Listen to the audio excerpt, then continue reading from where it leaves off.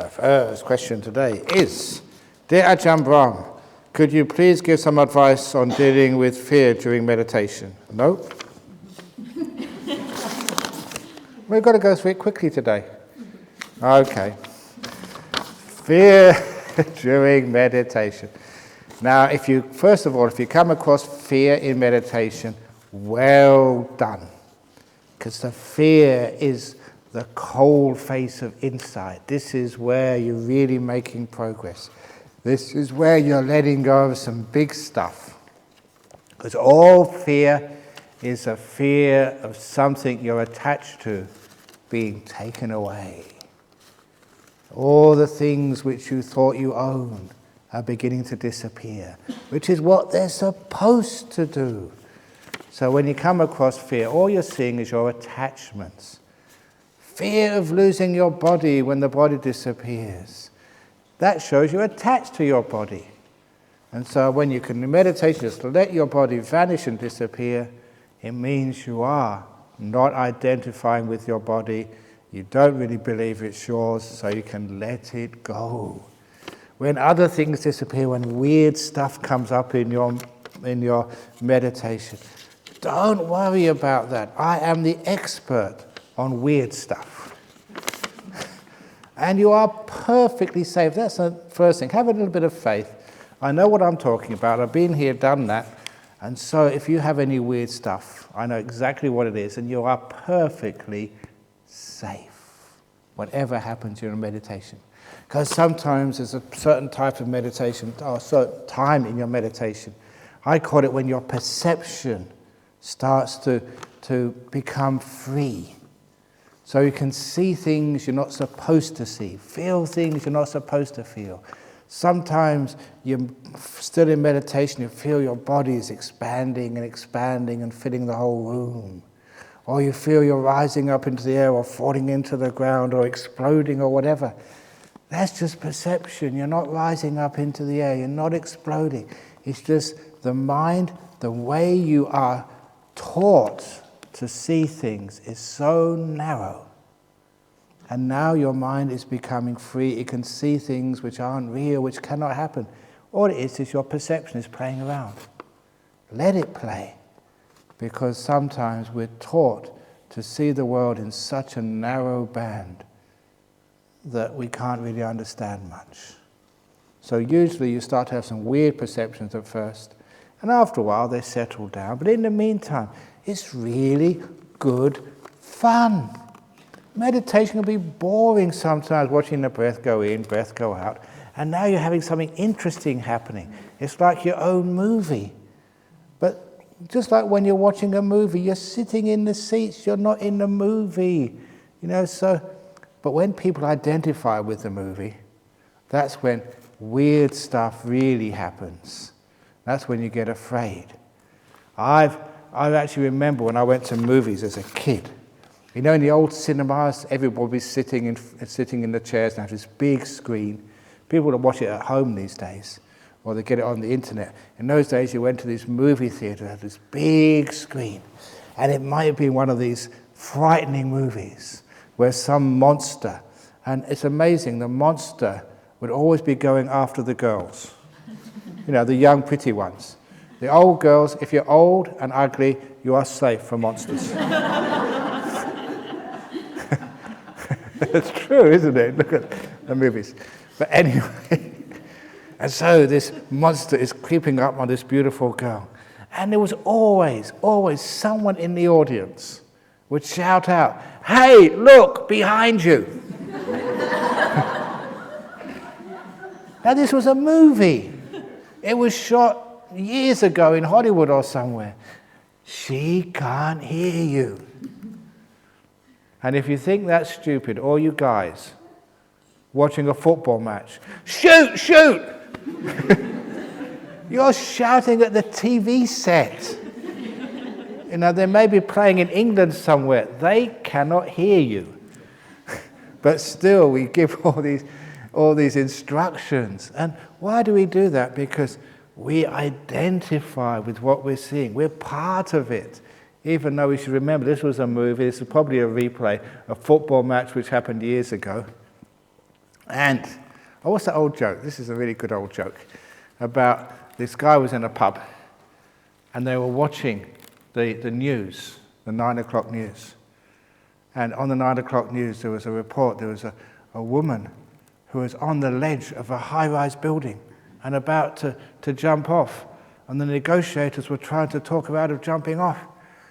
And one guy sort of tells to his mate, I'll bet you $20 that no, she jumps off.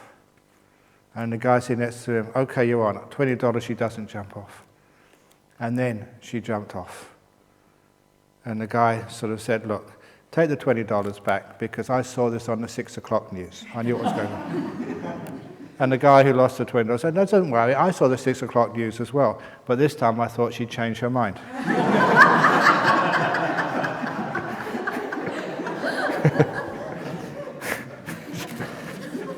So you see how ridiculous that is, but you know what the movie's going to be. Come on, just shoot. You know that you can't. The game's already been played. It's a rerun, but we get so involved, and that's where fear comes from. We're having these amazing things happening in our meditation, weird stuff happening. Why do you get afraid? Because you get involved with it. Just let it be. It's fine. Nothing happens. So. Another example, years and years and years ago when I was meditating. I got this nimittas, these lights or visions come up, sometimes start off with complicated ones. And a vision came right in front of me. My eyes were closed, but it was so clear of this demon. And a real demon. The tongue was hanging out. And all the teeth were sharp, like all the vampire teeth, all sharp, dripping blood. And its eyes were bulging out. And what else did it do? Oh, it had a necklace of skulls. Right in my face. Did I get scared? No, I know the mind, how it works. This is just a projection.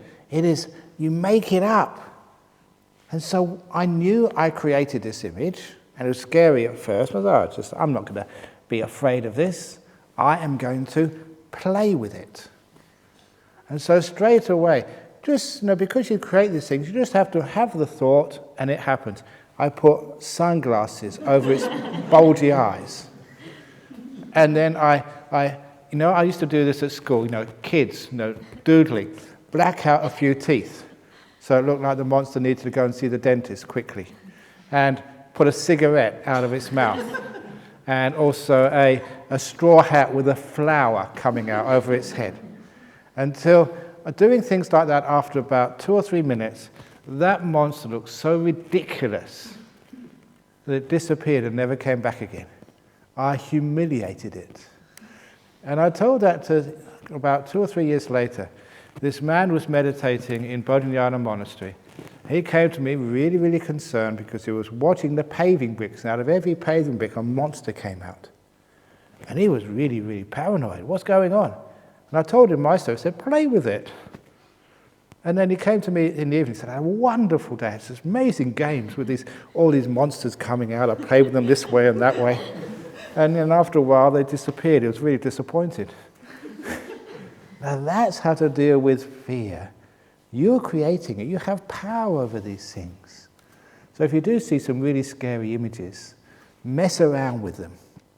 If you get some monster, make it do like somersaults or something, or just put a dress on it, or whatever it is, and just make it ridiculous. Play, because when you play with these things, you're creating it, and one by one, it shows you that these are mind-created images. They're not real, they're mind-created. And because you mess around with them, you can have a bit of a game. It's entertaining, and it takes away all the fear, and after a while it disappears. And when it disappears, then you really get still. So all this scary stuff, you don't have to be scared at all. I have been teaching meditation, I don't know how many years now, I forgot. And I haven't had one casualty yet. I have perfect safety record, and I don't intend you to spoil my record. And you won't, you'll be fine. So, no need to be afraid of meditation. So what happens, you get into some strange states you've never been in before, but let it happen, it's great. If you get fear, it's just you're about to let something go and go into a beautiful, peaceful state. Let it happen. But if you really, really just can't let go because it's too scary, use the same technique which the kid does when he goes to a swimming pool for the first time. A young kid has never been in the water. It's hard enough to stand on dry land. It's only learnt to walk, and now the mummy takes it to swimming pool. Doesn't want to go in. So what do? You put one toe in the water first of all. That felt nice, that's okay. And then you put a foot in, and you take it out. That's okay, that's actually quite nice. Then you put a whole leg in. Then you put 2 legs in and take it out. This is quite nice. And then you jump in. And then the mother can't get the kid out of the swimming pool because it's having too much fun. And that's what it's like going deeper into meditation. Sometimes it's a bit too much for you, a bit too much power, too much bliss, you're a bit scared. So just go a tiny bit in. Just taste it and then come out again. This is nice, this is quite good. Go a little bit further in. This is brilliant. Go a little bit further in. Wow! And then when you really get in, you can't come out because you're having too good a time. And that's how we overcome the fear. And especially when you go into these jhana things, they can be incredibly scary or just great limiters because they're very, very powerful. And you think, can I handle this power? The answer is you can't. You have to let go, disappear, and enjoy. And a lot of times, I remember in those early days, sometimes if I was standing here, I could see the jhanas over there. It is, should I, shouldn't I? It's a bit scary, but it looks really nice. No, it's too frightening. It's really nice over there. No, I can't, but it's beautiful over there. What the hell? And you just go for it. After a while, it's the joy, the bliss, which you can't resist after a while, overcomes the fear. So when fear comes up, brilliant, you're actually doing something. And this is the ways to overcome it. Once you have gone through, you think, what the heck was I afraid of? This is nice, this is beautiful. Dear Ajahn, with our respect and gratitude, we would like to remind you, could you please read the questions slowly? Then we can get the most benefits out of your beautiful answers. Look, you have to train your ears to listen fast. People can walk fast. Look how fast they eat. So learn how to listen fast. I'll try my best, but sometimes there's so many questions. Dear Ajahn Brahm, sorry, I'm being silly. My shoulders tend to ache and the pain gets worse as I meditate through the day. It doesn't happen when I wake up first thing in the morning to meditate. I tried mindfulness by hugging the sore shoulders, mentally massaging the area, and even turn the shoulder area into lots of small bears, but none seem to work. Can you help? Well, there's a very obvious answer to that. When you wake up in the morning, you have no pain. So, instead of like sleeping 8 hours at night, sleep 2 hours at night, 2 hours in the morning, 2 hours in the evening, 2 hours. So you're always waking up, and then you don't have any pain. Simple. Now, okay, it's sometimes when you're sitting, you're holding things tight, you don't know why. But what you can do is actually do lying down meditation. Because obviously when you're asleep, there's no pain in the shoulders. And lying down meditation is fine as long as you don't lie down in the same position that you go to sleep in. Now, I've just trained myself. I always go to sleep on my right side. That's how I go to sleep. But if I want to meditate, I lie on my back. Because I never go to sleep on my back. And I've done that for so many years that if I'm on my back, psychologically, my mind knows he doesn't want to go to sleep, so I keep awake. And if I'm on my right side, my mind knows sleep time. I've trained myself that way. So I don't know how you go to sleep, what position you're in, but if you want to meditate lying down, lie down in another position, which you don't normally go to sleep in. And that way you can find that you can actually meditate very well, and there's no problem at all. And when you meditate lying down, it also means that later on in your life, when you're sick in hospital, you can always meditate in your hospital bed. You don't have to sort of try and sit up to meditate. You can meditate in all sorts of different positions. And it also means that if you've got bad neck or shoulders or something, you can do some sitting meditation, but then you go back to your room, lie in your bed, not in the sleeping position, another position, and you can have a nice meditation. It's one of the 4 postures, lying down. So that might help. When we chant the Metta Sutta, we wish that all beings be happy. Where do plants and weeds fit in? One person's weed is another person's flower. That's why, actually they're not here today, good. We have all these arguments amongst the monks. What flower to plant and what to weed out. We're supposed to have natives, but natives produce fires.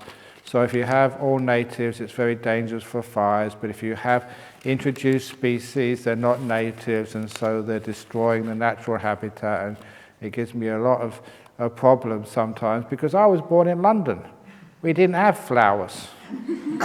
And anyway, very few people in Australia are native anyway. We're all weeds. We introduced species.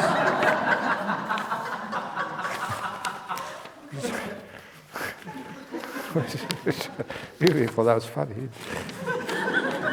So where do plants and weeds fit in? It is supposed to be made all beings. So weeds and plants, you can't go too far. Otherwise, life becomes totally impossible. You can't even destroy a plant, so I can't eat a carrot anymore. So be very careful when you eat a carrot. Say sorry first of all. I'm sorry I have to take your life, but I need to eat you. And sometimes it goes too far. We have to live, so please be sort of find a middle way. But on the sort of, may the plants be happy and well. At least we want the forest to be happy and well. We want the earth to be happy and well. Now that is a very good recollection. So we try and not to make too big a footprint whenever we go to any new place. Try and look after the ground. That's why this area over here, this was actually, I'm not sure where this came from. It happened before we came here. This was no trees in this area. It was like an empty clearing. So this is why we decided this would be a good place to build our retreat center. So we didn't have to, maybe think 2 or 3 trees on the edges were the only ones we had to get down, but the rest were fine. So we try and make sure that we do as least damage as possible. But there has to be some damage, unfortunately. Or another time, I remember when we were building, this is not plants, but ants. We were building Bodhinyana Monastery, and I was building what at the time we called a small A-frame building. And I was a builder, and it was a nice open area, but there was an ant's nest there. And I just was building the thing, and even though it was inconvenient and a problem, I always made a point of not disturbing the ant's nest. You put wood down, make sure it's somewhere else. Make sure you don't push a wheelbarrow over it. And I was so careful for that ant's nest, even though it created 3 or 4 days more work, that when I moved into that, the ants would never ever come into the building. I really gave them metta, and they responded. And then one day, some stupid, please excuse me, anagarika backed the tractor right over the ant's nest. And I was just really upset. And from that time on, they started coming into the hut. It's amazing. These animals, they know if you look after them. If you don't look after them, they're not going to look after you. So same with the plants and the flowers. Look after them and you have a nice forest. So treat them as beings. Are they beings? Are they not beings? I don't know, but it helps to treat them as beings. And then you have a beautiful forest. Here we go. Dear Ajahn, while the Om Mani Padme Hum and 9988 methods help me to stay with the breath, I get a headache after a while. Maybe these methods are best used only when the mind is wandering. Can you advise? Also, where is the best to have one's eyes looking when the eyes are shut? If you get my gist, thanks so much. The last question first. Don't worry where your eyes are looking. In other words, take all your attention away from that question and just let the eyeballs do what they want to do. When you're not watching, then they relax. For example, when you go to sleep at night, you close your eyes. Do you pay any attention to what my eyeballs are doing? When you're laying on the bed about to go to sleep, you just forget about them. So please forget about what your eyeballs are doing. When you close your eyes and meditate, it doesn't matter where they're looking. Let the eyeballs decide. If you really want to, just say, eyeballs, whatever you want to do is okay with me. Wherever you want to look, off you go. None of my business. And then the eyeballs will be natural. With the other two methods, the Om Mani Padme Hum and 9988, I did mention don't do that for too long. You will get a headache. So with the 9988, the counting method, maybe once or two cycles and that's it. Otherwise, it's just too much hard work. And the same with Om Mani Padme Hum. I say do it for a minute, just the whole thing. Another couple of minutes, put in some spaces in, increase the spaces. But don't do it for half an hour, 15 minutes, it'll drive you crazy. So if that's not working, then try something else. Now on the thing about asking your eyeballs what they need to do, a very good method which helps you let go of controlling is whenever you get a little problem in your meditation, nothing seems to be working, just pause and ask your mind, what do you want to do? Not what I want to do, but mind, what do you want to do? And you'll know the answer. Sometimes the mind says, I want to go to bed. Then it doesn't matter what time of the day or night it is, take it to bed and have a sleep. And if the mind sometimes says, I want a cup of tea, but you just had one. Doesn't matter. If the mind says, have a cup of tea, have a cup of tea. Sometimes the mind says, I want to go for a walk. Take it for a walk. And what you're doing there, because you ask a question, you're actually being mindful of what the mind needs. And so often, that will solve all the problems of tension, frustration in meditation. A lot of the times you don't realize the mind needed to go to sleep. And I've used this so often and so successfully.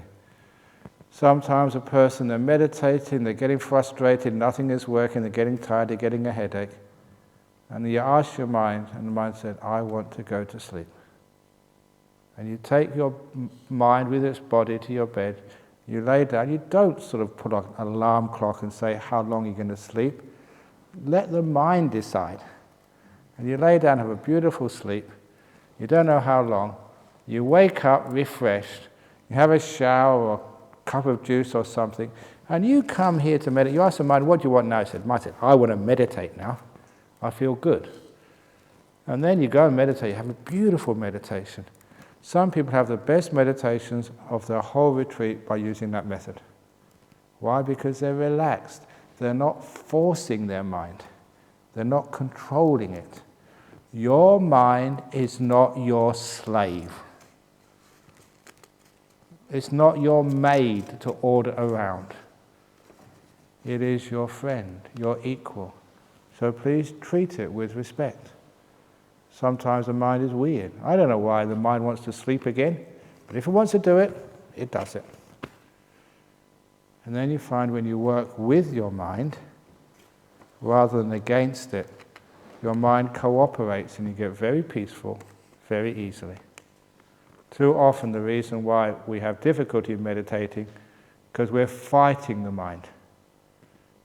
Mind, today is the day, we're going to meditate, or else. Ugh. That's no way to treat anybody. That's why, lots of similes. Okay, doesn't matter. This is a good simile, which I always bring up during the retreat. I should have really brought it up this morning, about one of the obstacles to meditation is you're not treating your mind with respect. The story of the going out for coffee.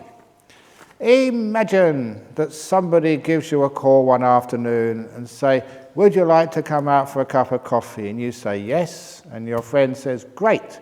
because I've found this great coffee shop. I know you like going to Gloria Jean's, but I don't like going to Gloria Jean's. We're going to this coffee shop, which I like.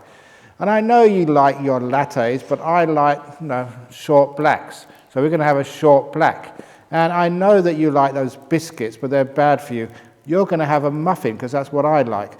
And we're going to sit in the back. I'm fed up with sitting like where you want to sit in the front of the shop on the street. I want to sit in the back.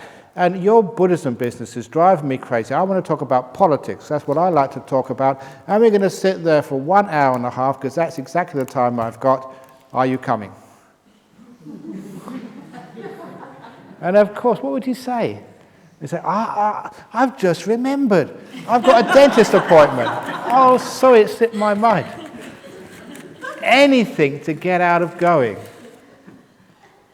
Now, you can understand, I hope, the simile. Time to meditate. You tell your mind. We're going to meditate. We're going to meditate on the breath. I know you like metta meditation, but no, we're going to do the breath meditation, because that's what Ajahn Brahm says. And we're going to meditate not on the chair, not on the seat. We're going to meditate on the chair this time, okay? I know you like the seats, but we're meditating on the chair. And we're not going to meditate in the front, in the back, because that's where I like to sit.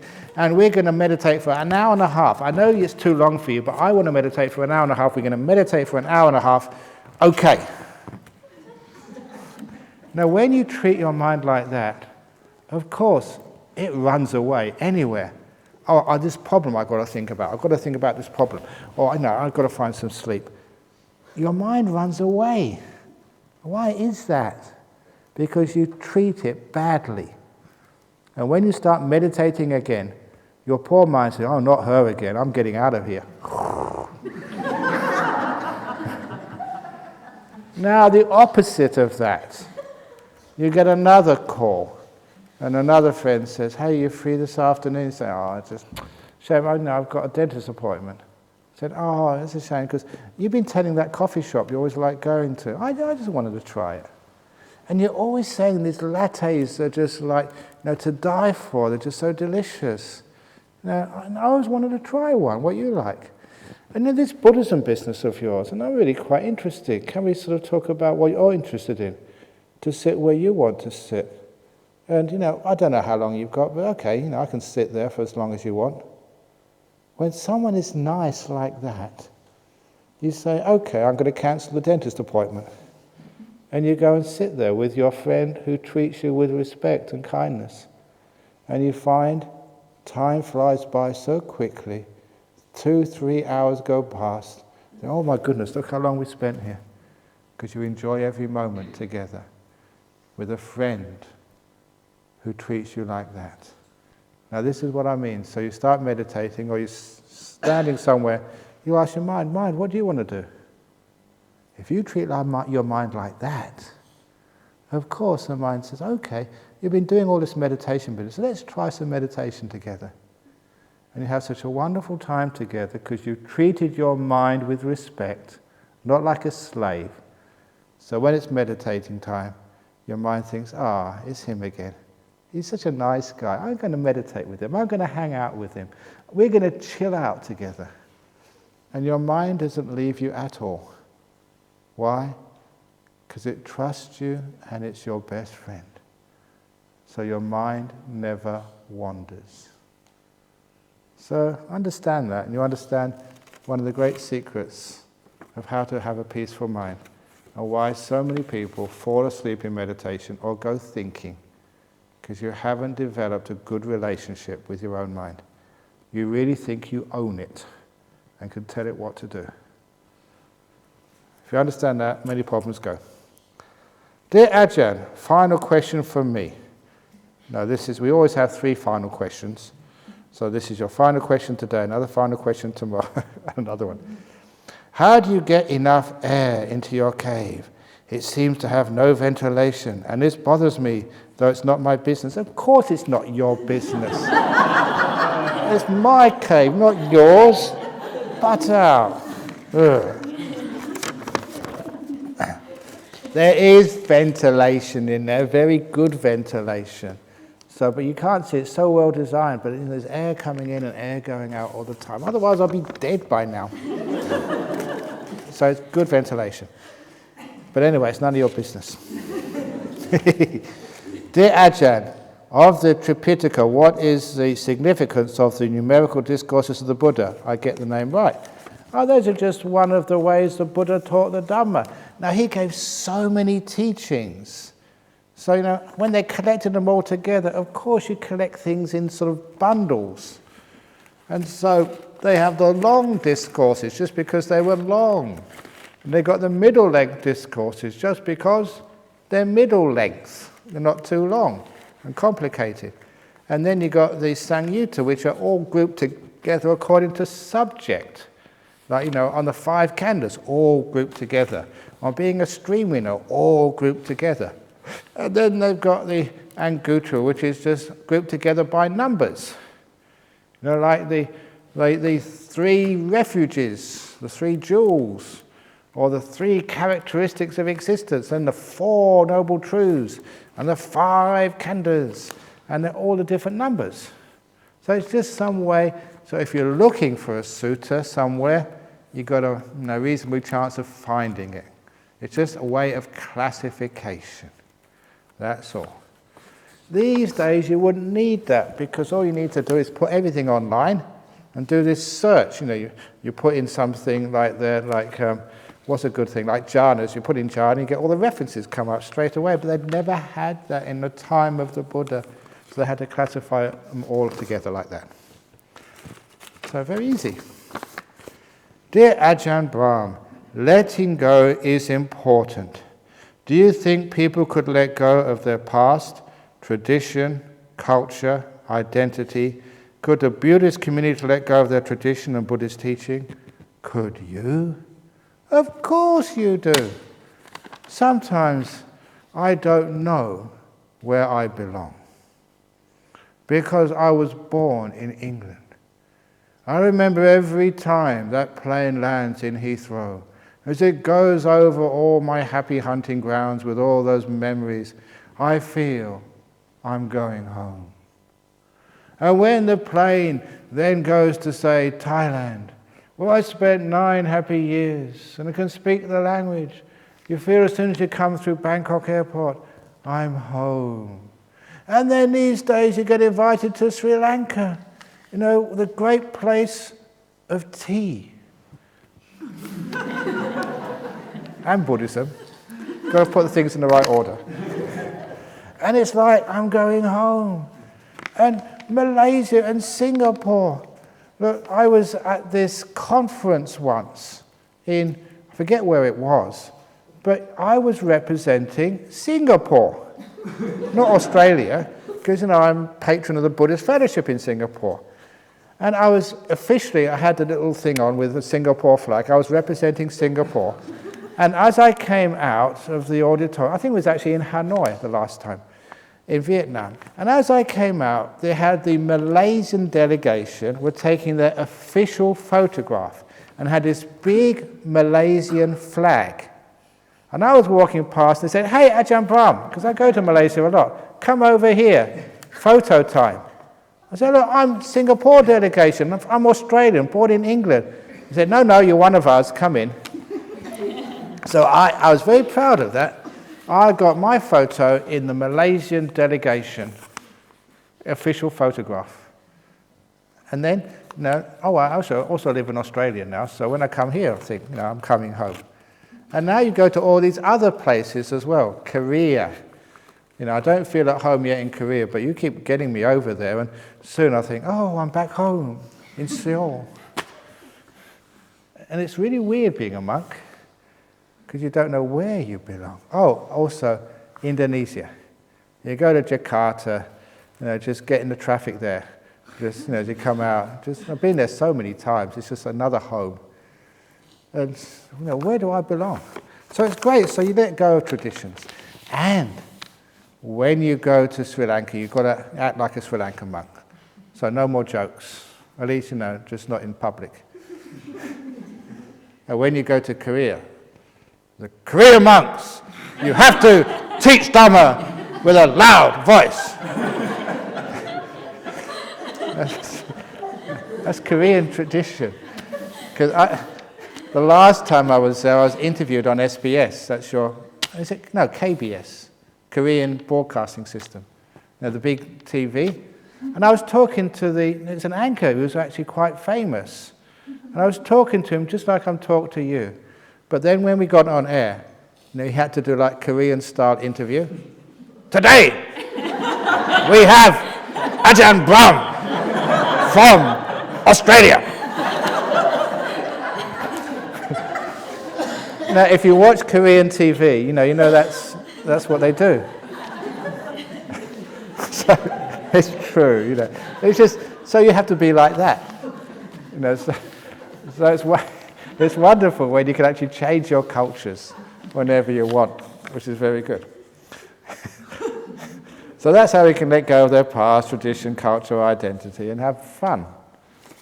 So it's great when you let those things go, and you just enjoy yourself. Is the natural state of the mind the Brahma-viharas? That's a very good question. When we say the natural state of the mind, when it has no defilements, no anger, no personal desires, the sense of self has disappeared, when it gets to the enlightened state, that is all that's left. The four Brahma-viharas is loving kindness, compassion, sympathetic joy, and equanimity. That's all that's left. So in a sense, it's a natural state of the enlightened mind. When there's no self there, that's all you do, be kind. Dear Ajahn Brahm, dementia patients at death. What happened to the four mind-based components of five aggregates of a person with dementia at death? That's feeling, perception, the mental formations, including will and thought, and consciousness. Do they get reactivated? If not, how would they be reborn? Or is that a case of visankara gatang chitang, no sankharas? Not quite, with metta and gratitude. My mother has now got dementia. When I realized over the phone that she is fast heading that way, within 5 days went to Sri Lanka, but she could not recognize me at all. But that was not a problem, as I knew who she was, and it reminded my kindness to me, and I was reminded of her kindness to me when I was a young boy. She appeared to be very pleased. Thanks a lot. That's what happened with me as well, to try and get to see my mum as soon as possible, but it's too late. She can't recognize you. Although the first time I went to see my mum, she couldn't recognize me at all. But out of the blue, she was talking about something else. She just mentioned the word monastery. And that just shocked my brother. Now, there's obviously a tiny little bit of awareness was left there. But, just the last little spark. But I know what happens at death, because I'm a monk, If you want to know about death, you've got to ask Buddhists. We are the experts. And the reason is because we get reincarnated. And other religions only live once, but Buddhists get reincarnated. So because we have the experience, we've got the knowledge. I'm only being cheeky. Everyone gets reincarnated. So I am a born-again Buddhist. Everyone's born again as a Buddhist, many times. So what happens at death is this thing we call the mind, what they said here, those four aggregates of feeling, perception, mental formations, and consciousness. That tends to use the brain for so many years, but it can exist totally independently. So what happens when death occurs, or rather just before death, the mind basically separates from the brain. And those are the cases, and they are well recorded, when people with dementia, just a few minutes before they die, maybe the last minute, maybe even longer than a few minutes, they suddenly recognize you. And I say, son, nice to see you again. How are you? How have you been? They have clarity, and then they pass away. And one of the most amazing stories about this, it wasn't dementia, this was coma, and caused by a brain tumor, recorded by a doctor in some hospital in the United States. This patient, a guy, he had a brain tumor, It was aggressive. There was no way they could do anything for it. And the prognosis, you could actually tell almost by the day when he was going to die, because the brain tumor would actually colonize the cells of the brain, get bigger and bigger and bigger, and the brain would actually manage to sort of to use its last resources just to keep the basic bodily functions going of heart and breathing, and the brain, obviously, what was left. And everything else would just stop. He wouldn't be able to control his other bodily movements, not control his digestive system, because the brain would just do what was really, really vital in the end. He'd lose his memory, he'd lose his speech. And this went all according to what the doctor knew would happen. And so he could actually predict the day when this person was going to die. So all the family were around the bedside. By this time, the tumor was taking up just nearly all of his brain. There's a huge tumor inside his skull. And there's only a tiny bit of brain left just to keep the heart and the lungs going.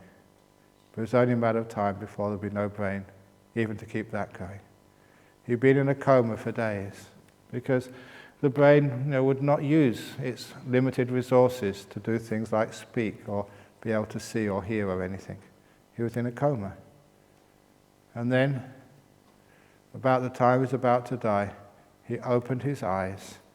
He was on his back, he leant up, he sat up, and had a 15-minute conversation with all his loved ones. The doctor said that was totally impossible, but he saw it, it happened. And after 15 minutes, making his last goodbyes, telling everyone he loved them, he fell back and died. And in those 15 minutes, he had no brain. He said maybe a tiny bit, but nowhere near enough to remember everything and to speak and to see everybody. It was one of those cases, as often happens, just before a person dies.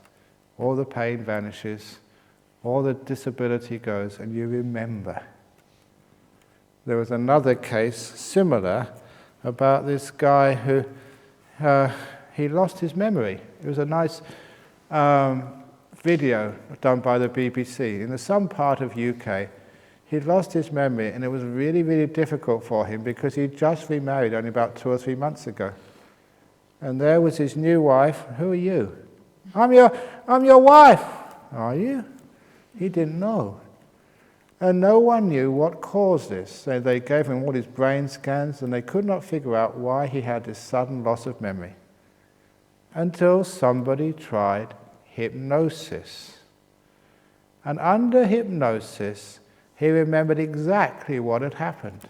And he remembered his marriage to his wife and everything from the past. It was just like normal memory. And he said what had happened. This was in a small townhouse somewhere in England. He was in the shed in the back garden doing some work when the telephone rang. These are the days before cell phones, the main phone in the house.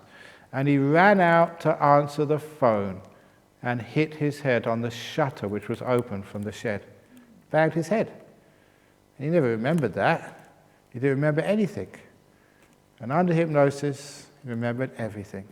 And they gave him the post-hypnotic suggestion, when you come out of hypnosis, you remember everything. And they took him out of hypnosis, he didn't remember a thing. But in hypnosis, he knew everything. But the brain damage was such, he couldn't remember anything before that event. This is what happens when you get into things like hypnosis. You're accessing the mind, not the brain. That's one of the reasons why it works. So when a person has dementia, if you happen to be with them in the last minute of their life, they'll probably speak to you and remember exactly who you are. It's a very beautiful thing to know. Dear Ajahn, yes, we are not self, so what are we? Mind, nimitta mind, cause and effect, nature, evolution. Thank you. You are nothing. Isn't that nice to be nobody? That's why the way to address me is not Ajahn Brahm, not Venerable Ajahn Brahm, but his emptiness. Or if you prefer, his nothingness. That's a very... So if you want to address your husband when you go home, you said, "Hello, nothingness, how are you today?"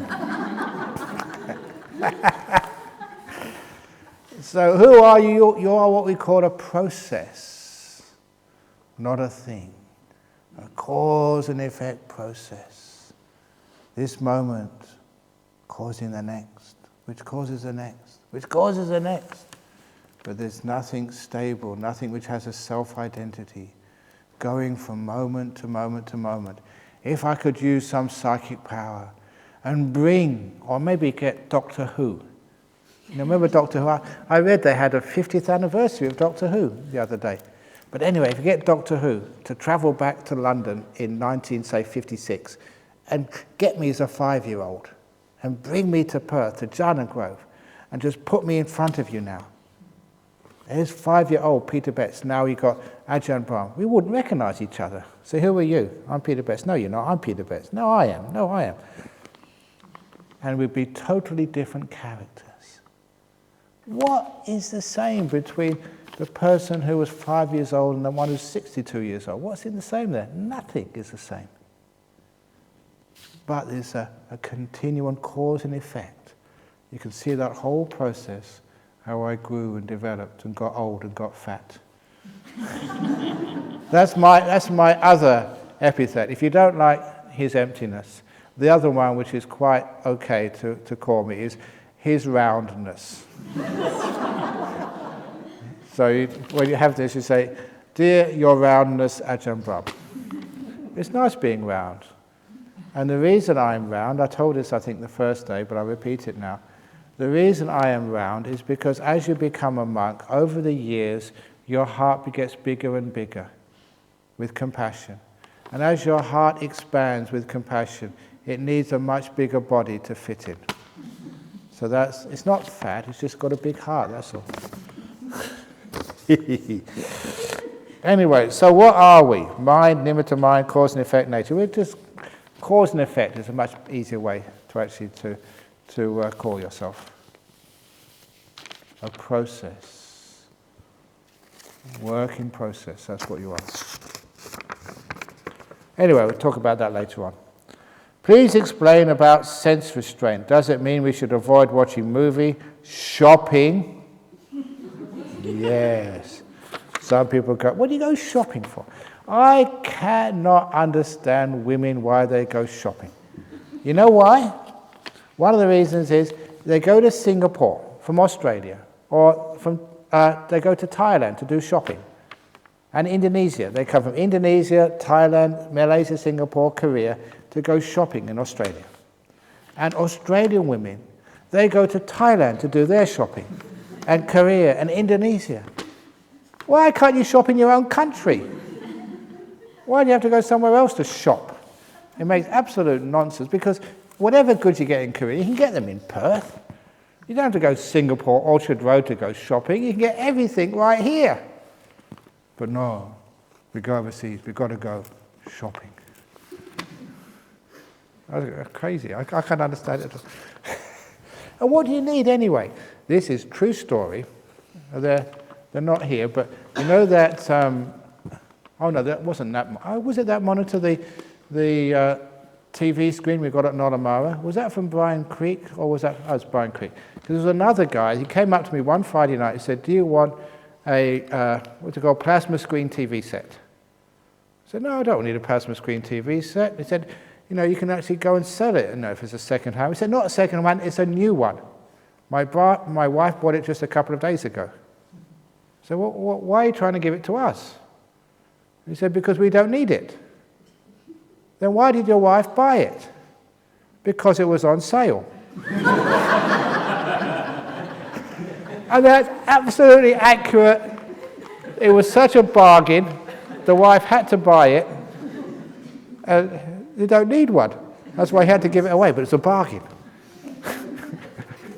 I'm sorry, but with all the wisdom of a Buddhist monk, I just cannot comprehend that. But I'm sure you girls can. It was a bargain. I don't need it, so I had to give it away. Great. Oh, well, anyway. So that is not sense restraint. Can it make our meditation become more deep? Of course it does, because sometimes, I remember this monk, he went overseas and he watched a movie and he said he couldn't get it out of his head afterwards. You know, he just kept on replaying Same with some music. Once you hear a tune, it gets into your head and it keeps going round and round. And instead of meditating, you're meditating, watching the breath go in, and all these songs come up in your head. Or all these movies which you've just watched. And that's the trouble. It leaves a lingering disturbance in your head. So that's why it's best not to watch the movies. I remember when I was talking about this, and when somebody said when they watched Jaws. That's why it was Sven Mudito, he's from Finland. He said as a kid he watched the Jaws movie, the sharks, and afterwards he was afraid of swimming in the river in Finland. Now look, these are saltwater sharks. They don't go in rivers, but that would just made him scared. This is just what happens. It just makes us really stupid. So please be careful. Could you please repeat the 3 words you explained today? 1 word has already let go. Patama, Buddha. Patama. Oh no, that was the Om Mani Padme Hum. Om, O-M, Padme, P-A-D-M-E. Oh no, sorry, I've messed up. Mani, M-A-N-I, P-A-D-M-E-H-U-M. And I'm not going to explain the meaning, because if you understand the meaning, you start thinking about it. It's nice to have something which you don't know, and you repeat that to yourself. So I won't mention the meaning. What is the Pali word for wisdom? What is the English meaning of sada? The wisdom word is usually panya. Panya. That's a Pali word. An English word for sada is faith or confidence. Dear Ajahn, how can one not be in control yet instruct mindfulness, kindfulness? Because you give control to your mindfulness. Now, it is okay to give a little bit of control in the beginning of the meditation, just to set what you need to do. But it's really important, the deeper you go, the less you control. Similarly, of the taxi driver.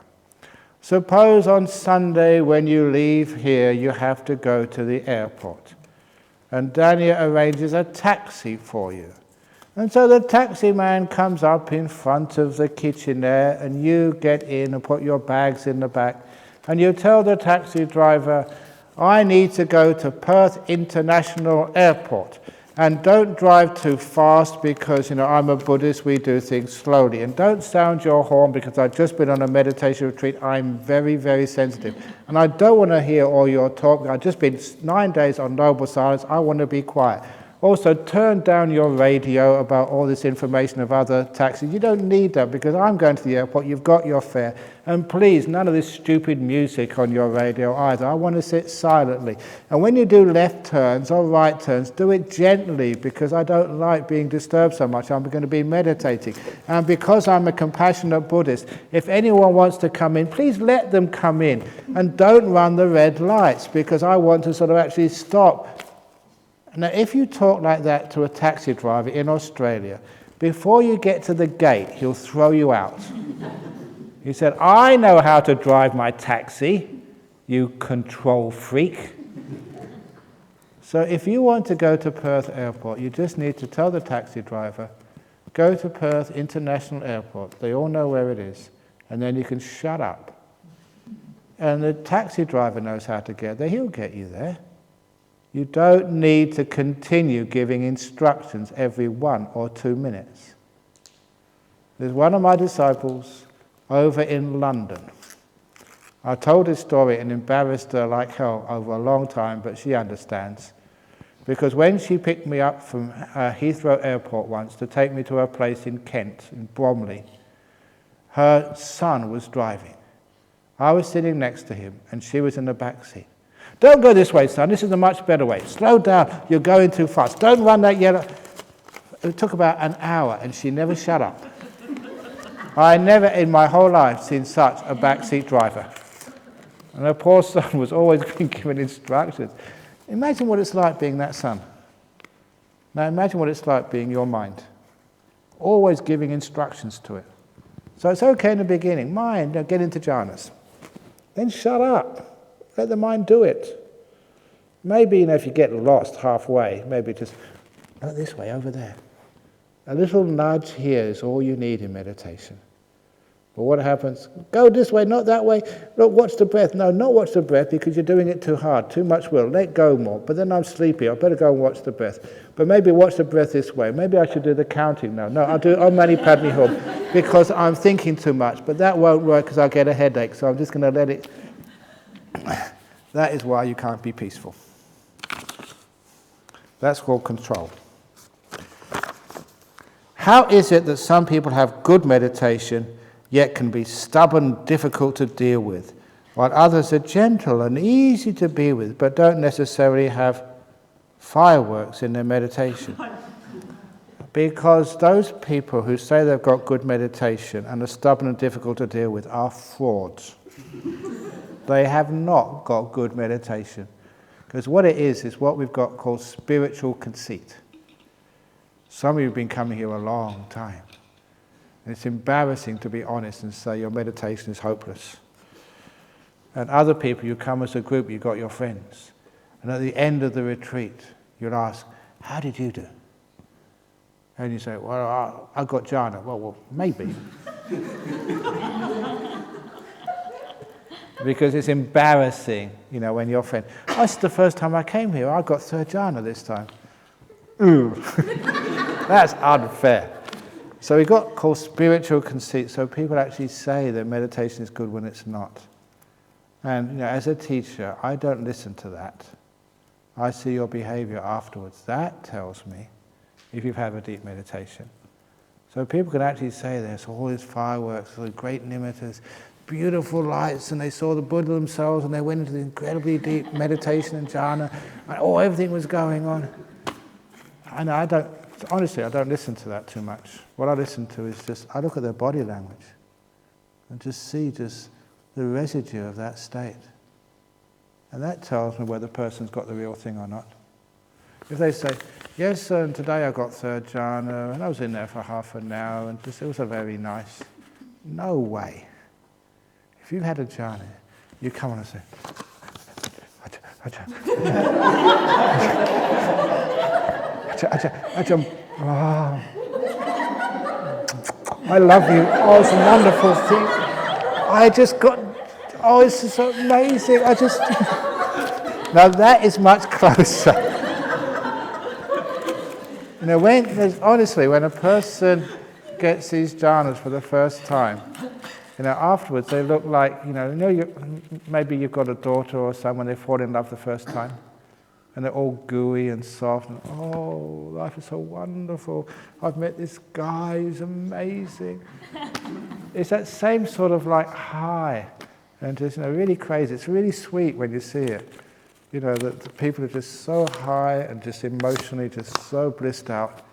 And when you're in that sort of state, no one can upset you. And you can sometimes try that. When someone comes up and they said they've had a jhana, sometimes I can say, oh, no, that wasn't a jhana. And then they say, oh, okay. You do that on purpose to see if they can be upset. If it really was a jhana, they can say, oh, yeah, okay. But if it wasn't, they say, yes, it was. And then it wasn't. Because after a jhana, you're just so high and so peaceful and so joyful. It is, like an enlightened mind, but it just fades away afterwards. You have huge amounts of bliss. And the deeper the meditation, the deeper the bliss. If it's like third or fourth jhana, sometimes you can't speak to anybody. That's why I remember this one guy, he got into a jhana at the Saturday afternoon meditation once. And, we have a caretaker there, Lynn Jackson.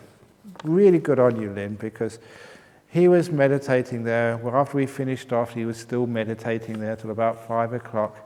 From 3 o'clock, he didn't move at all. And, he knew he was on a good meditation. I was busy talking to other people.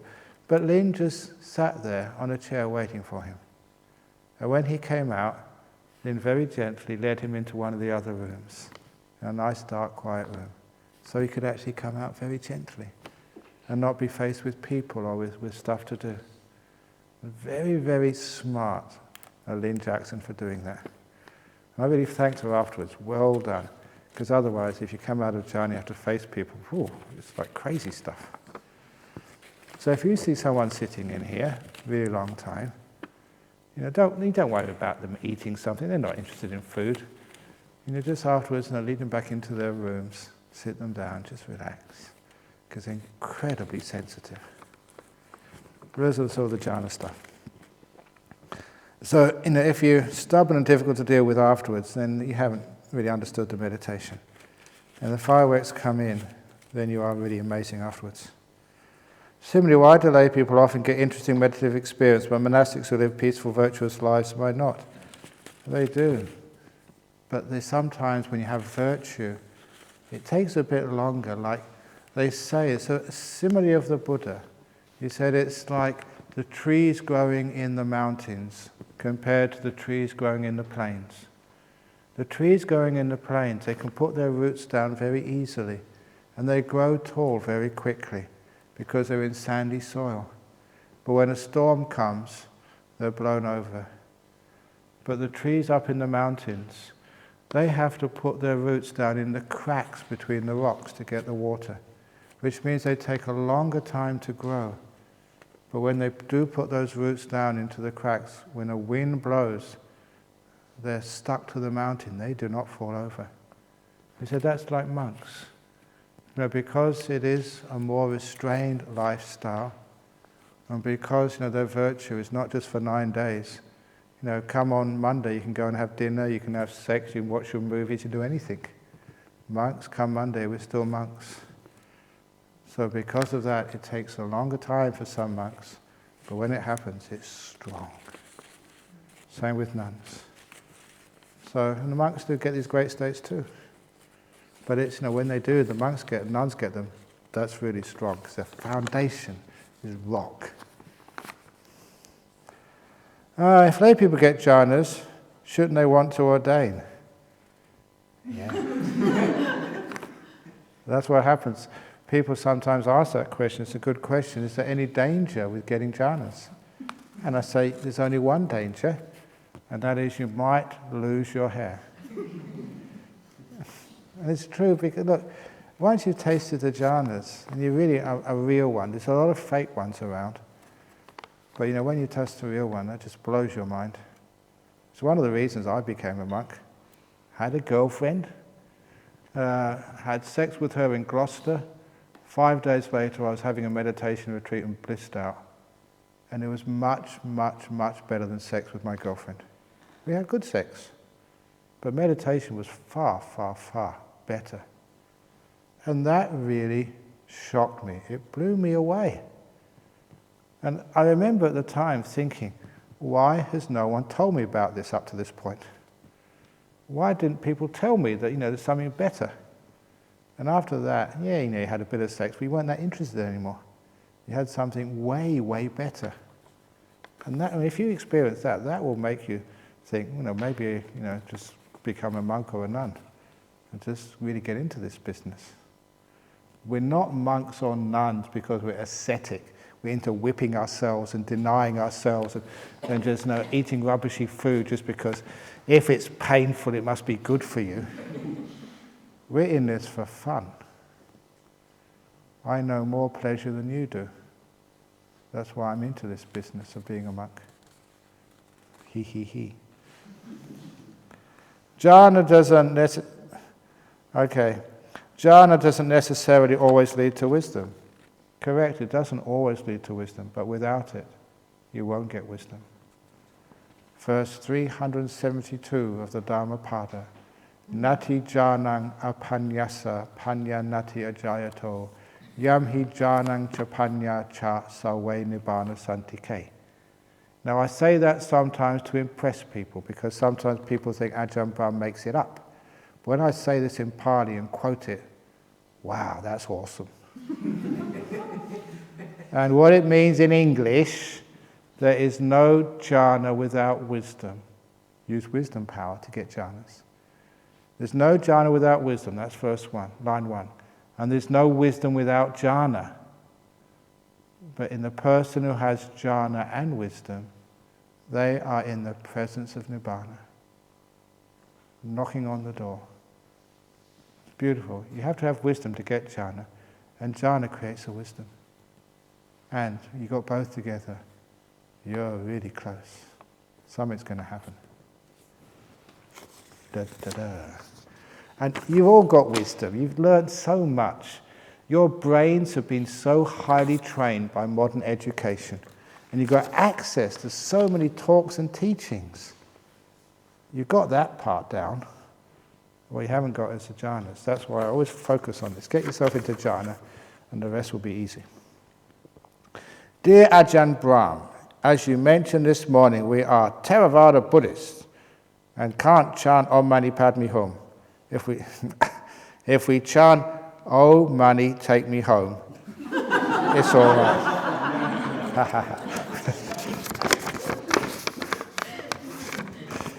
Very good. It has been for many years, every morning just close to waking up, I am filled by fears, sometimes because of worries for that day, and sometimes just out of nothing. Is it common? Is the mind generally weaker at this point of time? How to alleviate? Thank you. It's not that uncommon. Not everybody does that. You can train yourself. So I train myself. When you wake up in the morning, you jump out of bed. You don't think, oh God, what time it is. Can I have another 5 minutes? No, jump out of bed. Zippity-doo-dah, another day, yes! Put energy when you first wake up in the morning. Try that. Or maybe don't try that, because some of you are going to be waking up really early, going zippity-doo-dah, waking everybody else up, and I'll have this full of complaints tomorrow. Please, Ajahn Brahm, don't let them do that ever again. They woke me up at 3 o'clock with all this zippity-doo-dah nonsense. But at least you can wake up with some sort of energy when you come up. And filled by fears, it is because when you first wake up, your mindfulness is quite weak. And that's why sometimes you can actually knock over things, when you first get up. Not really knowing where you are and what you're doing. It takes you a little while to become aware. And that means that, these little fears can actually get into you. But after a while, we can let go of those fears in everyday life. And one of the ways to overcome fears, I've mentioned many words which I've invented. You've got kindfulness already. And some person was saying, what would have happened, Ajahn Brahm, if you didn't become a monk? Or what would happen if you hadn't ordained bhikkhunis? Would that have been better? What would happen if? And all these ifs are what keeps you thinking about the past. And I always say the past is ineffable. Not ineffable, but ineffable. You cannot if the past. You don't know what might happen if you'd have done something else. So why do you always think, oh, if I'd have only gone out with that boy, he may have married me. If I'd have chosen another subject at school, then I may be rich now. If I'd have only invested in Google 10 years ago, I'd be a millionaire now. All those ifs you can't say. So the past is ineffable. And as for the future, all fears are looking into the future with negativity and imagining all the things which might go wrong. That's called fear or anxiety. It's adding negativity to the future. So the way to overcome that is having a positive view of the future. Looking at the future and imagining all the things which might go right. That is called hope. So my saying is, don't be anxious, be hopey. H-O-P-E-Y. So don't worry, be hopey. And I've said that enough times now, that somebody sent me an email saying that's in what is called the Urban Dictionary. So people listen to words and as they're used, and if they're used enough, they get put online in the Urban Dictionary. And after a while, if they get their currency, then they go into the real dictionaries, like Webster's or Collins or Oxford English Dictionary. So it's really nice to create words. And it's a nice word. I like that word, hopey. So if you're more hopey in life, in other words, more hope, then you actually don't be afraid. So, whoever says that, learn how to be hopey, not afraid. You've both got an even chance of success, fear and hope, but hopey makes you happier. And also you may know in life what you're afraid of, you usually make happen. If you're hopey, what you hope for is more likely to happen.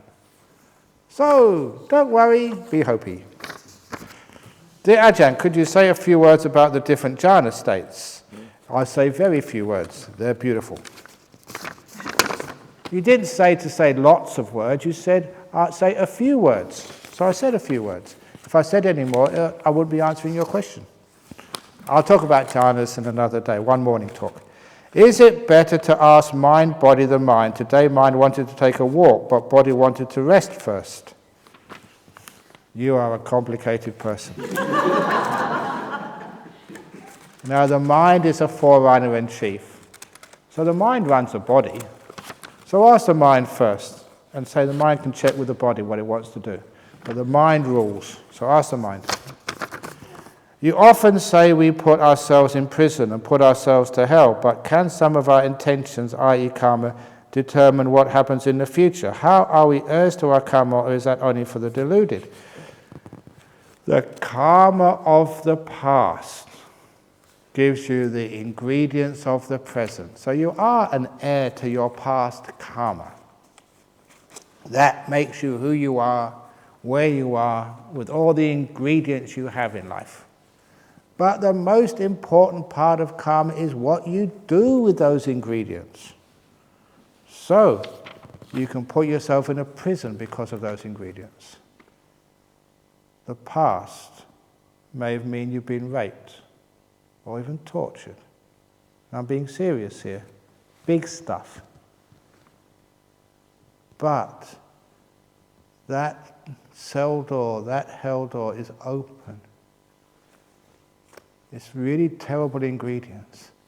But I've seen many, many incredible people who've made a beautiful, beautiful meal of those ingredients. The worst ingredients, they make incredible life out of. That is the law of karma. You wouldn't believe just how freeing an understanding of karma is.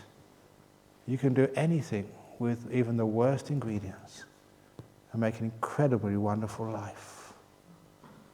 So you can make a prison of what's happened to you and allow yourself to be punished and tortured for years and years until one day you realize you can walk out. I said this to someone earlier, and it's a powerful thing. First time I told this to a psychologist, he thought it was impossible, but he looked at it and said, actually, you're right. All that past you can let go of in one go. You can walk out of the cell of your past, no matter how bad it was. It's a tough thing to do, but to know you can do it is the first step. You don't have to keep thinking about it and dealing with it and bringing it up. Okay, suppressing it doesn't work, but keep bringing it up also is not necessary. You can just let it go. It's called in Buddhism a hosi karma. Karma that was, let go of, abandoned, finished. And to know you can do that totally undermines modern psychology. You don't need to go back ever again. You've finished. You've let it go in one hit. And how you do that is realize that wasn't you. Nothing to do with me. Another being, another person. The sense of owning and being, identifying with that past is cut. It takes a lot of wisdom, but Buddhism can do this. And people do it. They totally let it go. Terrible things. And then they're free of the past. And they no longer need to be in hell. They simply walk out. Brilliant to do. And when you see that, it's really, really powerful. So that's the law of karma is more, what we call more freeing than you can ever believe. Because the karma of the past, that gives you the ingredients, but you're totally free, 100% free, to make whatever you like out of what you've got. That's why you see this incredible, in the time of the Buddha, these people became totally enlightened. And there's one person, Patachara, she was actually crazy. She was a mad woman. There was Badya, who was deformed. He was a dwarf.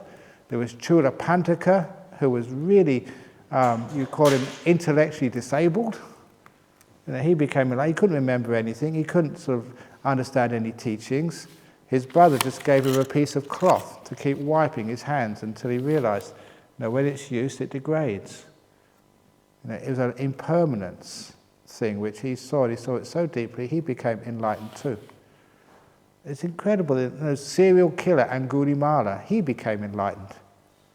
With all that bad karma of a serial killer, or somehow intellectually or physically disabled, these people, prostitutes became arahats, nuns. It's absolutely amazing. So, there's some bad karma there, but they could put that bad karma together and make incredible lives, be saints. And I always remember Patachara, absolutely crazy, because she lost her husband, her children, and her parents all on the same day. She lost her mind. And after that, she became fully enlightened and one of the greatest of all teachers. Read the Therigatha. And when I read that, I kept on reading all these nuns in the time of the Buddha, getting nowhere. And they said, this nun came and taught them how to meditate properly. And they all got enlightened, one after the other. And there was all this Patachara. She really knew her stuff. And so she took incredible disaster and pain, which drove her out of her mind, and used that to become one of the greatest teachers in the time of the Buddha. A woman, brilliant teacher. So you can use anything. It's amazing what you can do. So that's why, about karma makes it interesting for you. Sometimes it makes it difficult. But, again, that shit story, if you have lots of shit, you can make the most delicious mangoes. It's hard, though, but you can do it. Anyway, the Buddha talked about the benefits of metta for those who cultivate it, but how come he didn't mention the benefits of compassion for the individual who is cultivated, or did he? The main one I can think of is connecting with others. Can you please mention some other benefits of compassion for the individual? Maybe if we can understand, we won't suffer from compassion fatigues. Thank you, with metta. It's usually like metta, loving kindness, includes compassion. We say, may all beings be happy and well. But the compassion in Buddhism, may all suffering beings be happy and well. So, loving kindness is for everybody. May the happy people and the hungry people, may all people be happy and well. So metta is encompassing everything. And, the compassion is for those people who are suffering and sick. So metta includes compassion, which is why when you say the benefits of metta, it also includes the benefit of compassion. Ajahn Brahm, yesterday you mentioned about nuns in California that lived at Moldy House. It was actually a monastery, it's a forest. And eventually had to leave due to health reasons. Are they Ayatataloka? She was one of them. Please advise a place, name, maybe we can help something so that they can have a proper kuti. If you want to ask Venerable Karunika, because she stayed there, so she knows what we're talking about. So if you want to help, Karunika is the one to go to. And I might say this, that the nuns' monastery, the Sala project, which Venerable Karunika is working so hard for, we just about got enough money for that. So you don't have to give the money for that one. You can, if you really want to, give it for the nuns over in America. And I say that you have got enough. I've been looking at the accounts. We could always want more, but... Dear Ajahn, if they're actually getting the funds for the Sala project at Dhammasara, it's incredible just how generous people have been. and it's just money keeps coming in. And it really blows my mind just how each one of you and in all the other countries have just really sort of come to the party and just said, no, we want this to happen. And they really want it to happen. So they've really given lots of money for this. It really impresses me. If there is non-self, then who is saying to be kind and being gentle to the mind? Your mouth is saying that. Every now and again, sometimes when you hear jokes, do you ever wonder, where did that come from? Because they go around on the internet, you hear from someone, but who started those jokes? Actually, I put my hand up, there's a couple of jokes which I actually invented. So there's people like me who actually start the jokes, and they go around, and every time you hear it back again. It comes round, you say, I remember that, that's what I said. And one of those jokes is a Buddhist joke, and it's an old Zen story of these two monks who saw the flag move in the wind. And one monk said to the other, the flag is moving. And the other monk said, no, the wind is moving. And so they went to the Zen master to settle their argument. And he said, was the wind moving or was the flag moving? And the Zen master said, you're both wrong, your mind was moving. And they weren't really that satisfied with that smart aleck Zen monk. So they went to the Theravada forest monk. And he said, no, who's right? The Zen master who said the mind was moving, or the monk who said the mouth was moving, or the monk who said the wind was moving. And the Theravada forest monk said, all three of you were wrong. Your mouths were moving.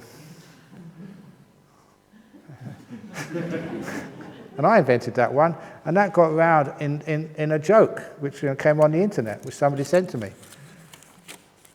So we're very practical as Buddhist monks. It's your mouth was moving, that was the problem. So this particular one, if there is no sense, then who is saying to be kind and gentle to the mind? The thing which wrote this question, that is what is saying to the mind. Om Mani Padme Hum works. Thank you, Ajahn Brahm. I can't resist answering this question with, I told you so. Of course it works. Dear Ajahn, okay, here we go, this is a serious question. So, this is a real situation. My brother-in-law is suffering of short breath and asked to go for triple bypass, open heart surgery in Sri Lanka. My sister-in-law is left with 15% lung capacity and asked to go for a lung transplant in Australia. Shouldn't they reconsider the decision to end of suffering taking medicine in the... Shouldn't they reconsider their decision to end of suffering taking medication in the rest of their life? Seek how you look at above. Okay, it's suffering from short breath and wants to go for triple bypass operation. Sister-in-law wants to go to a lung transplant in Australia. Now, all of those are very, very difficult, and they're also very, very expensive. And of course, that's why you have to look at how old they are, what the quality of life is. And if they know they're 60, 70, 80 years of age or something, it's not worth it anymore. Just to extend your life at such expense, let that lung be given to someone who's much younger, who has a much longer lifespan. So that is why we have to make ethical decisions and not selfish decisions. Yeah, if that was your mother, you think, no, that's my mum, she's really important. But please, it's not your mother, it's a person as well.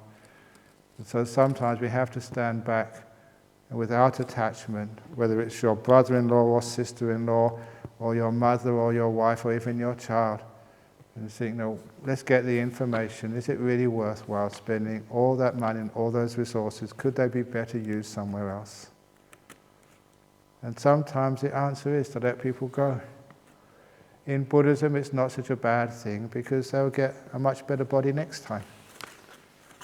So they can get a real heart transplant with a new body as well. Sometimes when you've got a car, just replacing the carburetor is just a waste of time because everything else is falling apart. It's time to get a new vehicle. And there's nothing wrong with that. So when we're not so afraid of death, then we make much wiser decisions and kinder decisions.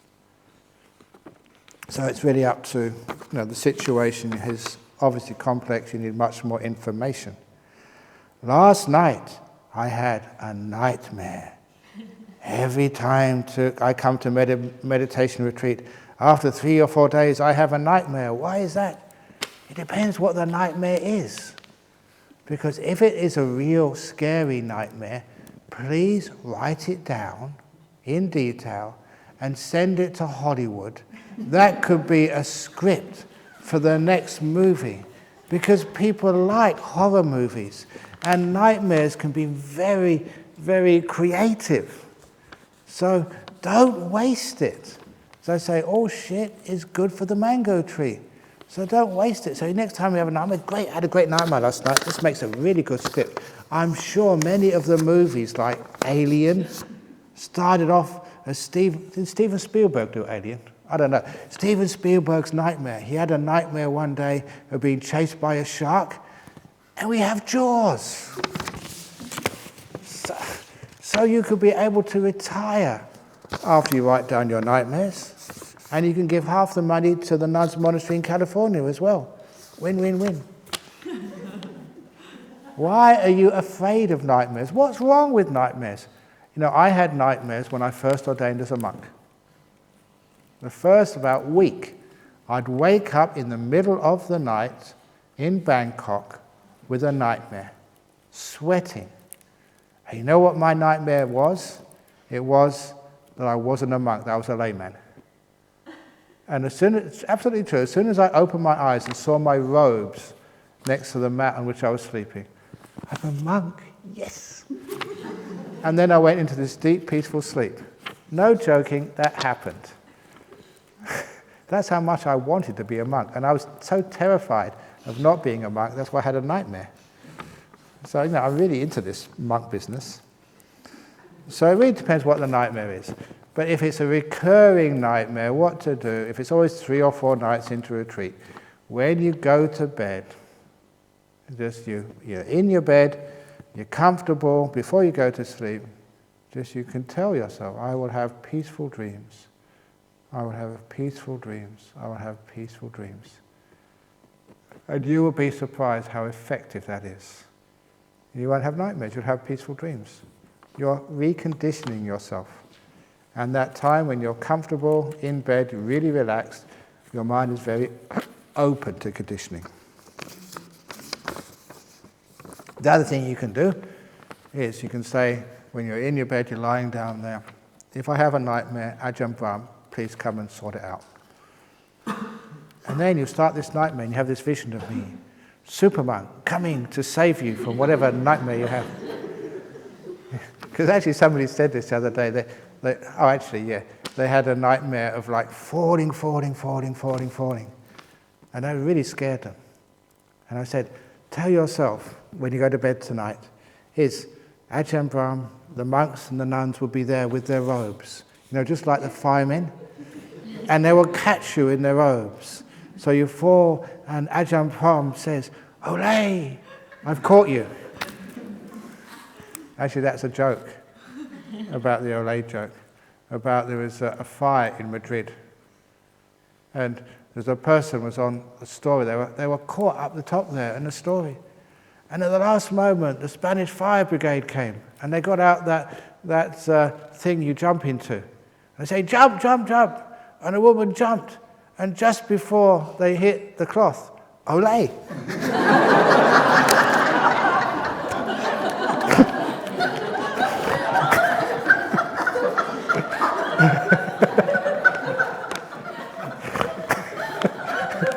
Spain, bullfights, Olé. But if in your dream, we won't do that for you. Your emptiness, that's more like it. If our minds are so big that the universe can fit into our minds, then won't our minds collide? Or is it really just one big mind after all? That's interesting. We'll go and find out. Is your mind my mind? At least we do interfere with each other, and we do influence each other. Collide. I don't think collide is the right word. We can have loving kindness with each other. So minds can help each other, but not collide. Ajahn, seriously. I can't do serious. Okay, the first question I've already said. How did you feel when you first became a monk, say in the first year? I've already said about that the first few days I had nightmares of not being a monk, and that really taught me a lot of how much I wanted to become a monk.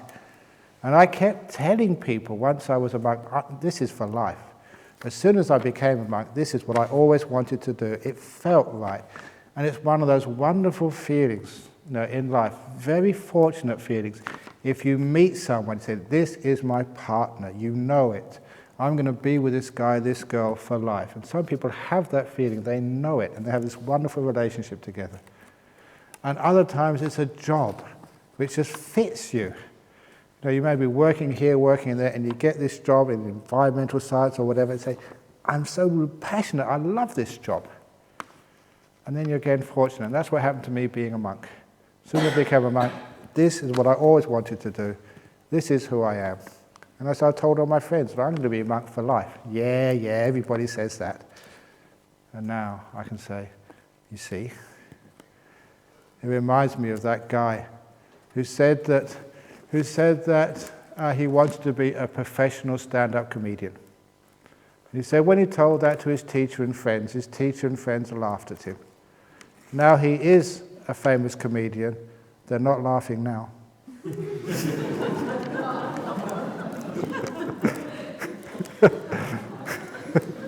That was actually a famous joke from a comedian.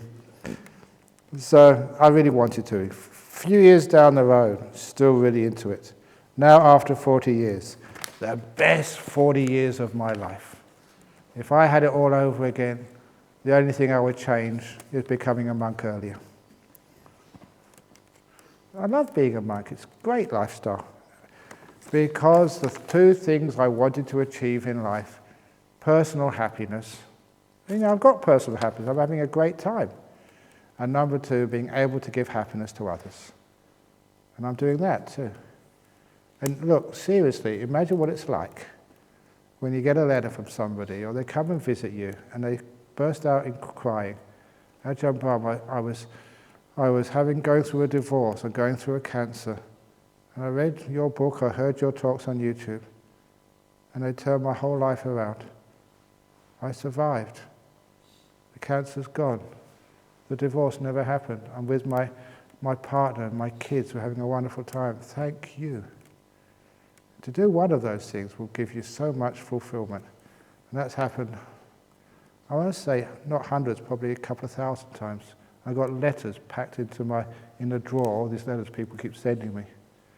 Now that's called fulfillment, when you really have helped people. So I'm having a great time as a monk. Haven't you missed the material enjoyment of the lay people? Are you kidding? Sometimes you go to people's houses. And in my place now, as a monk, sometimes you've got enough fame, you go to rich people's houses. Go to the president of Sri Lanka's palace.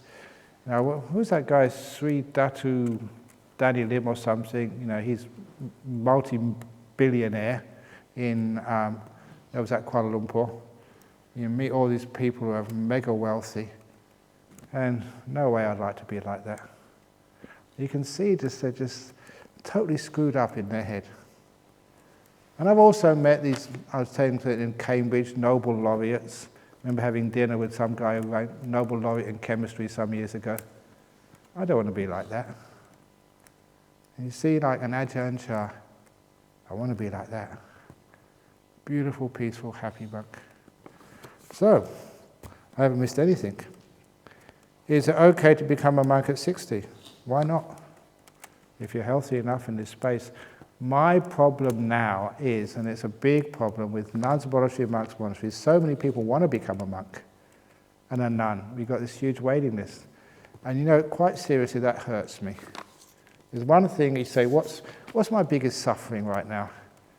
And quite honestly, it's because there's no way I can make the opportunities available for all the people who deserve it. There's a lot of people who deserve to be monks and nuns, and they really ask, they want to, and it's just the logistics. And it's not even the money, it's the bloody councils and planning regulations and other laws. No, you can't have more huts on this land, or if you have a hut, you've got to build it this way and that way, which is not a hut anymore for a monk, it's a house. And there's just such difficulty stopping you. It was in Thailand or even in Malaysia or Indonesia, sometimes it's so easy. But Australia, the laws which you have to fulfill to do anything, is just so onerous. And that means, yeah, I'd love to have you, but there's no space. In KL, again, if you have a branch monastery, then most of the people, please excuse me, but they say, no, we want to stay with you, Ajahn Brahm. We want you around. And they even complain when I go overseas. And that's the reason why I don't eat here, because I want to be with my monks over there. They want to see you every day. And you can understand that. So, this is why it's so difficult. So eventually, when you get some monks who want to sort of take on those jobs of, a monastery in KL or wherever, fine. But you've got to get sort of the teachers as well, and the opportunities to inspire people. See what happens. There's always, when you put these things out, there's always some solution comes up later on. Because I'm not anxious about this, I'm not worried. I am hopey. Very good. Thank you for a lovely evening and great questions. So hopefully I've answered them as best as possible. And I have actually put a lot of effort into asking the questions more slowly. Some of them are fast, but I've tried.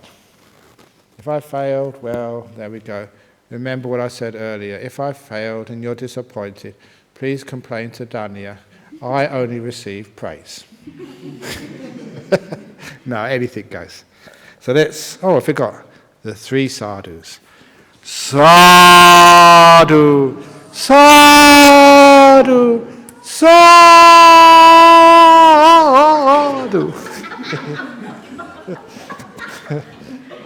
People always get the giggles just before they go to bed on the 4th or 5th day of a retreat. It's giggle time. Very good. So good night, everybody. Those who want to meditate some more. When you want to go to bed, go to bed. And if you have nightmares, please make the determination. May Ajahn Brahm come to save me when I'm falling. May I have a beautiful dream. It actually works. Good night.